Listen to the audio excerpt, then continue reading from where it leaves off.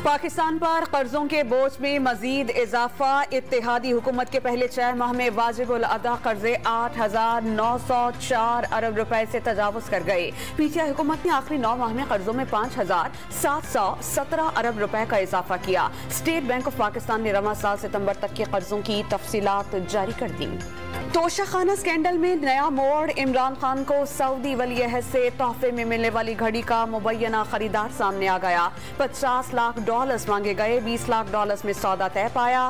फरमाइश के मुताबिक रकम नकद अदा की गई। दुबई में मुकीम पाकिस्तानी ताजिर उमर फारूक का दावा। इमरान खान ने दावा मुस्तरद कर दिया। इमरान खान जहां चाहे मुकदमा करें, बहुत अच्छा होगा कि रिकॉर्ड सबके सामने आएगा। वजीर दिफा ख्वाजा आसिफ का इमरान खान को कौम को जवाब देने का मशवरा। करप्शन को साजिशी बयानियों के शोर में दबाने की कोशिश का इल्जाम लगा दिया। और लकी मरवत में दहशतगर्दों की फायरिंग से शहीद 6 पुलिस एहलकारों की नमाज जनाजा अदा कर दी गई। पुलिस लाइन लकी मरवत में पुलिस के चाको चौबंद दस्ते ने शहदा को सलामी पेश की।